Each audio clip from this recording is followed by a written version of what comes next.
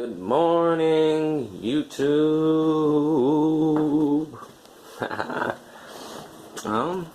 So I just want to make a quick video for you and let you guys know how to get rid of cramps. Alright, like these are like leg cramps, arm cramps, cramps in your muscles.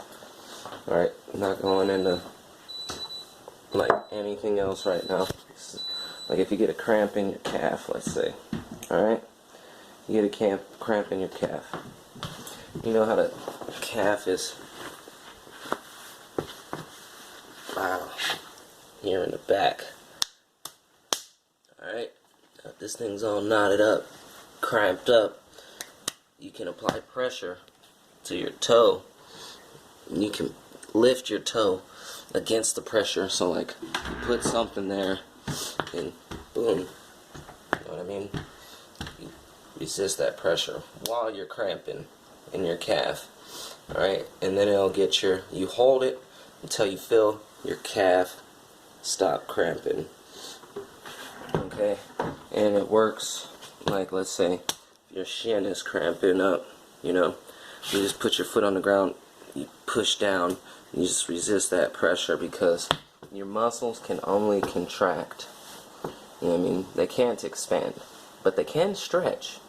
They can be stretched, but they only contract. Your muscles only pull.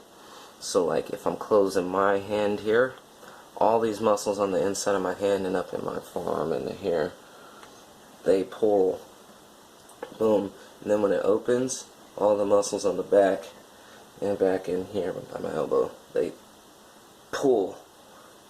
So it's pulling. That's how you get things done. And so if you have a cramp like in your thigh, you know what I mean? Like I get them in the back of my thigh. So if I have a cramp in the back of my thigh, kind of by my ass, you know what I mean? And I'm getting a cramp there, I want to put pressure on the front of my leg. And I want to raise it up. I want to do the opposite motion of what the muscle that's cramping up does. You know what I mean? I want to work the exact opposite muscle on the exact opposite side of that part of my body, and I want to contract it. And since it'll be pulling, the other muscle that's on the other side has to relax. You know what I mean? It has to relax, because if you're cramping on the back of your thigh and you're trying to pull upward, that muscle doesn't expand, it gets stretched. And so you're stretching it and you're pulling these muscles here. And so like if you're out in the woods carrying 60 pounds up the side of mountains and climbing up cliffs for 9 hours straight, hiking in to a tree sit, and you start cramping up, use that technique, that method. Make sure you get some water in your body. I know it's not always easy to maintain yourself when you're traveling like that, or if you're just out there and you work with energy and you push yourself to the limit and you get cramps. Use that technique and it works on your arms. I have noticed it will work on your abs too, but you have to like flex the muscles in your back and do a little awkward position or whatever, and it does work. It's not always really efficient on the back, probably because I'm not doing it exactly right. Like other types of cramps for you ladies and everything out there, I have no idea how to get rid of that in the least bit. But this is for your muscles.